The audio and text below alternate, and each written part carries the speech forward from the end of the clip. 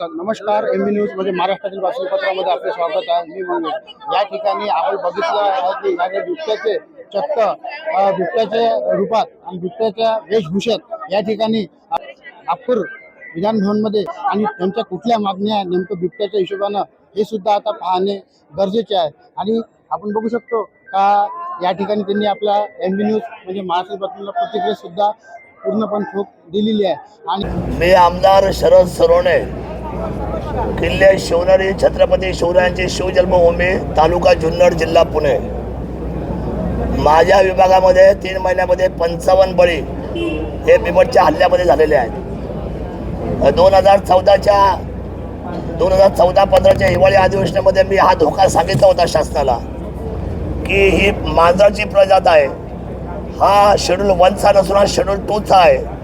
याला शेड्यूल 2 मध्ये आपण प्रस्तावित करा, जेणेकरून याला आपल्याला पकडता येईल किंबहुना आपल्याला याचा बंदोबस्त करता येईल. पण त्यावेळेला काही मनावर फार काही घेतलं नाही. आज जवळजवळ हजारोच्या संख्येने संपूर्ण बिबट आज महाराष्ट्रावर फिरत आहेत. महाराष्ट्राचा हा जो आता बिबट जो आहे तो आपत्कालीन घोषित केला पाहिजे राज्याचा. राज्य आपत म्हणजे काय, तर राज्य आपत म्हणजे राज्यावर आलेलं संकट म्हणजे बिबट आहे. तर या राज्य आपत घोषित करावं आपण. आणि राज्य आपत घोषित करत असताना आपण सर्वांनी आता तातडीने, आता खूप उपाययोजना झाल्या. 2014 पासून तर 2024 पर्यंत वेगवेगळे प्रयोग केले अधिकाऱ्यांनी सुद्धा फॉरेस्ट खात्याच्या, व त्याच्यामध्ये काही यश आलेलं नाही. काल विधिमंडळामध्ये लक्षवेधी होती, त्यावेळेला 288 पैकी अर्ध्या आमदारांनी या विषयावर फार मोठा हल्लाबोल केलेला आहे शासनावर. त्यामुळे ही आपत्कालीन गोष्ट आहे. शेतामध्ये आमची महिला भगिनी, आमची माय मावशी, आमची आई, आमची आजी शेतामध्ये काम करू शकत नाही. आज लहान लहान मुलं शाळेमध्ये जाऊ शकत नाही. आज लहान लहान मुलं अंगणामध्ये खेळू शकत नाही.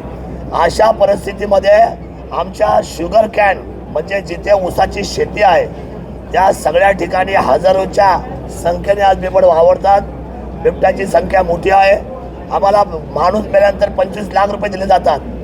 25 लाखाने गेलेला माणूस, गेलेली व्यक्ती, एखाद्या पतीची पत्नी, एखाद्या पत्नीचा पती, एखादा लहान मुलगा, एकुलते एक बाळ, हे 25 लाख त्याची किंमत होऊ शकत नाही. आम्हाला पैसा नको. आत्तापर्यंत 17.5 कोटी रुपये तुम्ही दिले. त्या 17.5 कोटीच्या मदतीची माती झालेली आहे. किती पशुधन केलं, किती आमची माणसं गेली. त्यामुळे आता बिबटच्या बाबतीमध्ये मी त्याने एक उपाय सुचवलेला आहे.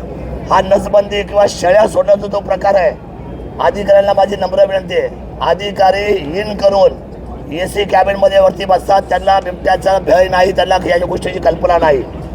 माझं विनंती आहे या बाबतीमध्ये शासनाने सुमोटो हा आपत विषय लक्षात घेऊन मुख्यमंत्री महोदय, 2 उपमुख्यमंत्री आणि राज्याचे फॉरेस्ट मंत्री गणेशजी नाईक साहेब यांनी 2 रेस्क्यू सेंटर तातडीने बनवावे.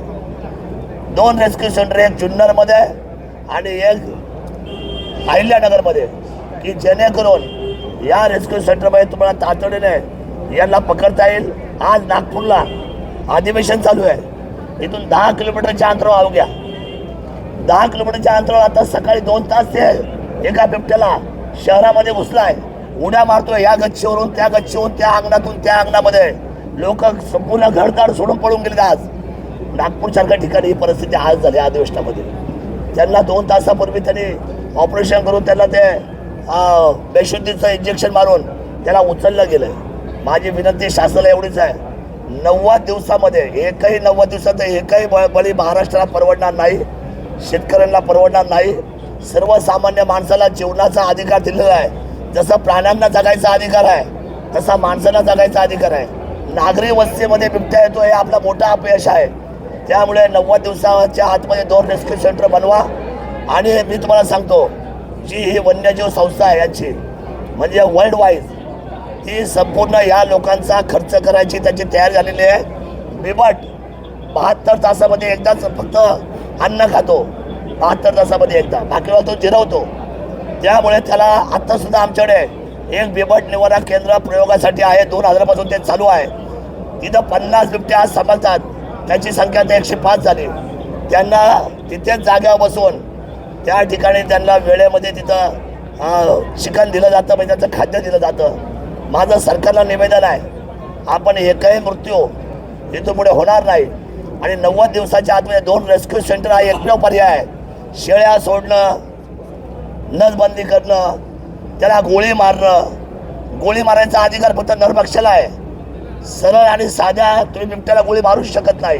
त्याला आयडेंटिफाय करायला, त्याला लॅबोरेटरीमध्ये जायला, त्याच्या नखाचं रक्त काढून त्याला चेक करायला 3-3 महिने जातात, 4-4 महिने जातात. आणि मग कसं शोधणार? माझी विनंती आहे माझ्या मायबाप सरकारला, आपण सुमोटो आजच्या आज विधिमंडळाने निर्णय घेतला पाहिजे. 90 दिवसात 2 रेस्क्यू सेंटर, एका बाजूला नर, एका बाजूला मादी. नर आणि मादी यांचं सेपरेशन करून मोठ्या पद्धतीचे 2 रेस्क्यू सेंटर आपण ते तयार करावेत. तेवढा पैसा शासनाकडे आहे, तेवढी तरतूद आहे आणि ते तुम्ही कराल अशी अपेक्षा व्यक्त करतो. आणि महाराष्ट्राला आपण बिबटमुक्त करा, महाराष्ट्राला आपण भयमुक्त करा अशी कळकळीची विनंती मी महाराष्ट्र शासनाला करतो. सर, रेस्क्यू सेंटर तयार केल्याने हा प्रश्न सुटेल का? 100%. कारण एकीकडे मोठ्या प्रमाणात जंगलाची तोड होत आहे, जंगलामध्ये मोठ्या मोठ्या कंपन्या लागत आहे, बिल्डिंगा निर्माण होत आहे. हे असंच जर होत राहिलं महाराष्ट्रामध्ये तर रेस्क्यू सेंटर कुठे काम करणार? बिबटचा आणि जंगलाचा लांबोड संबंध नाही. बिबटची निर्मिती ही आमच्या जवळच्या असलेल्या ऊस शेतीमध्ये आहे. एकही माणूस जंगलात, एकही बिबट्या जंगलात नाही. आय एम सॉरी, मी आपल्याला सांगतो तो विषय मुद्दा वेगळा आहे. जंगल तोड हा जो करतो त्याला तुम्ही 100% विचारणा केली पाहिजे. आज हा बिबट्या जो आहे हा असलेल्या शेतामध्ये जन्माला येतो, ऊसाच्या शेतीला जन्माला येतो आणि आमच्यामध्ये वावरतो. हा जंगलात जात नाही, त्यामुळे त्याला शेळ्या सोडून सुद्धा काही फायदा होणार नाही. रेस्क्यू सेंटर हे त्याच्यावरचा फायनल असलेला ओपिनियन आहे आणि तेच केल्यानंतर आपण वाचू शकतो असं माझं ठाम मत आहे. किती बिबटे आहे मग महाराष्ट्रामध्ये, असा आकडा आहे तुमच्याकडे? आकडा 5 किलोमीटरमध्ये एक बिबट्या वावर करतो स्वतःचा. आता त्याची संख्या गव्हर्नमेंटला आणि फॉरेस्टला पण सांगता येत नाही, पण आमचं म्हणणं आहे 2000 रेस्क्यू सेंटरमध्ये 2000ला थांबतील. एका बाजूला नर, एका बाजूला मादी, अशा 2 रेस्क्यू सेंटर एका वेळा चालू केलं पाहिजे. आणि तुम्ही 2000 बिबट जर तुम्ही हात टाकाल तिथून पुढे आपल्याला कळेल की पाठीमाग काय राहिलेत का न राहिले, कारण त्यांचा अंदाज येत नाही. 5 ते 7 किलोमीटरच्या परिघामध्ये तो एक माणूस वावर करत असतो. इकडे गेला पूर्वेला का तो आपल्याला तोच वाटतो, पश्चिमेला सुद्धा तोच असतो, दक्षिणेला सुद्धा तोच वाटतं. आणि अशा प्रकारे विविध बातम्या बघण्यासाठी MV न्यूज म्हणजे मराठी बातम्या लाईक करा, सबस्क्राईब करा. मी मंगेश, धन्यवाद.